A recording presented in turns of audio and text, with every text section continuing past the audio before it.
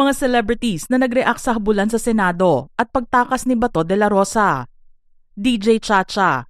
Ang radio DJ at broadcast journalist na si DJ Chacha ay binibigyan ng update ang mga followers sa mga kaganapan noong Lunes ng hapon sa Senado sa kanyang social media. Sinabi pa niya na, di na kailangan ng Netflix sa politika ng Pilipinas. Entertain tayong lahat. Bawat araw, kaabang-abang. Nalaman din na kinukuha nila ang pahayag ni John Vic Remulla sa naganap na habulan at pag-aresto kay Bato, pero hindi pa ito sumasagot sa kanila. Sinusubukang kuhanin ng aming programa ang panig ni DILG Secretary John Vic Remulla, pero wala pa itong tugon sa ngayon. Agot Isidro. Nag-iwan din ang aktres at singer ng kanyang reaksyon sa mga kaganapan sa Senado at sa habulan na nangyari kay Bato at sa NBI. Ani Agot, just saw the CCTV. We have a runner.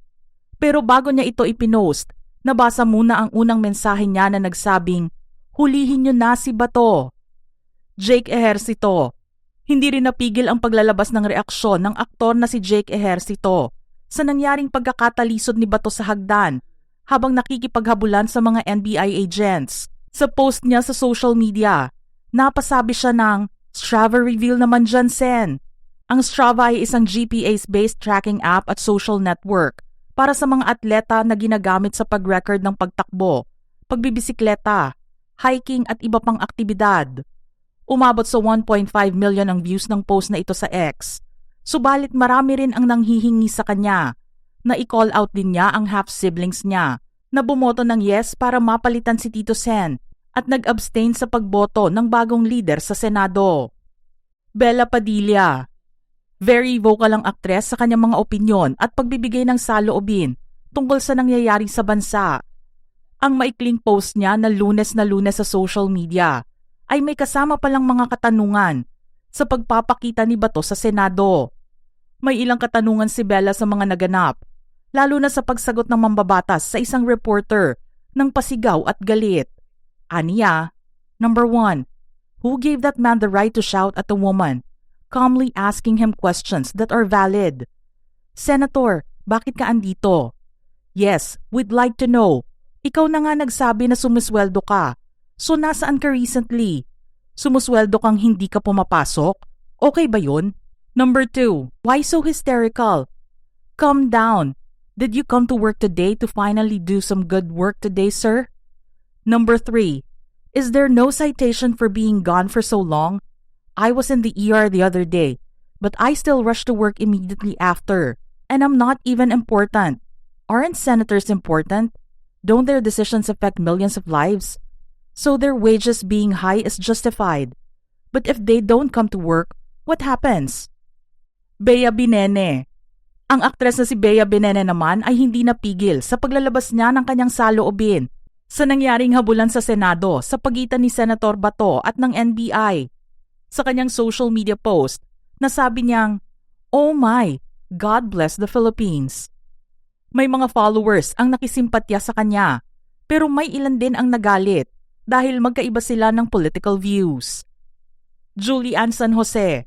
Simple pero may ibig sabihin ang pag-iiwan ng aktres at singer na si Julian ng kanyang reaksyon sa kaguluhan sa Senado. 3 clown emoji ang nakita sa kanyang social media. Isang follower nga niya ang sumagot dito at sinabing naging circus ang gobyerno. Doris Bigornia. Ang veteran broadcast journalist na si Doris Bigornia ay napabalik muli sa social media para maglabas ng kanyang saloobin sa mga pangyayari noong May 11 na nasaksihan ng maraming tao sa tangkang pag-aresto kay Bato. Maikli lang ang kanyang naisulat, ngunit makabuluhan.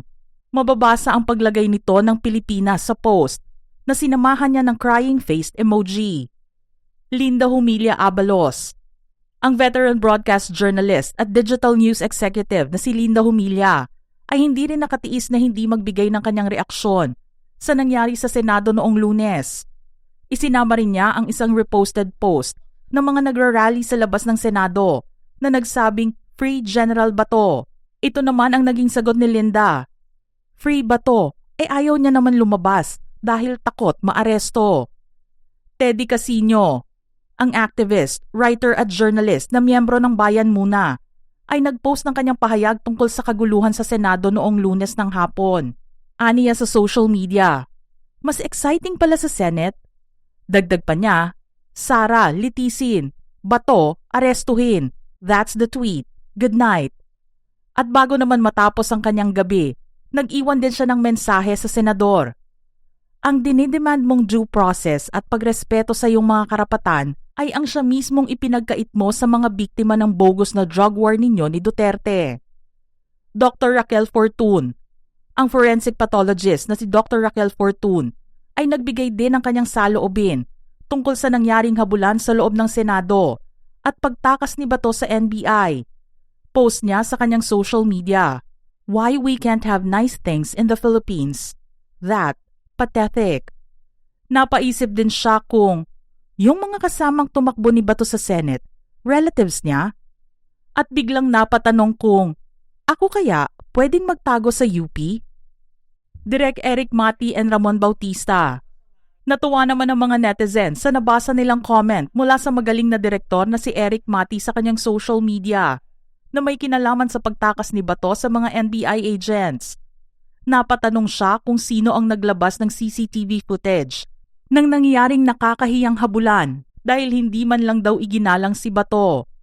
Sumagot naman dito ang komedyanteng si Ramon Bautista at sinabing hindi man lang daw inedit out yung parteng nadapa ang senador. Sagot naman ulit ng direktor, ayaw daw kasi nila ng spliced o pinalitan para authentic mismo ang kuha nito. McCoy Dubs, tila isang reenactment naman ang ginawa ng content creator at TV host actor na si McCoy Dubs. Ipinakita kasi niya sa kanyang social media ang isang video kung saan siya ay kunwaring nag-e-exercise at umaakyat ng hagdan. Ang nakalagay nga sa video caption ay, "Me completing 10,000 steps a day." At mapapansin doon ang pagkadapa niya sa isang step ng hagdan tulad ng nangyari sa pagtakbo ni Bato sa fire exit ng Senado. Sinabi rin niya na ang daming nangyari sa araw na yon. Romnick Sarmenta. Nabasa rin sa kanyang social media ang paglalabas ng aktor ng kanyang saloobin tungkol sa mga kaganapan noong Lunes sa Senado. Ani Romnick, sukdulan ng pagkawalang hiya ninyo para ituring itong isang laro ng kapangyarihan at kampihan, para isang tabi ang kabutihan at kaayusan ng kapwa at mamamayan. Sukdulan ng pagkaganid ninyo. Sukdulan ang kasamaan. Wala kayong pagmamahal sa bayan. Dingdong Bahan. Ang PBB alum naman ay nag-iwan ng isang nakakatuwang mensahe sa kanyang social media sa nangyaring habulan sa Senado. Aniya, yung CCTV operator na naglabas ng footage should be given a big raise, na sinamahan ng laughing emoji. Mga ka-showbiz peeps, ano naman ang inyong reaksyon sa ating listahan ngayon? Share your thoughts in the comment section below.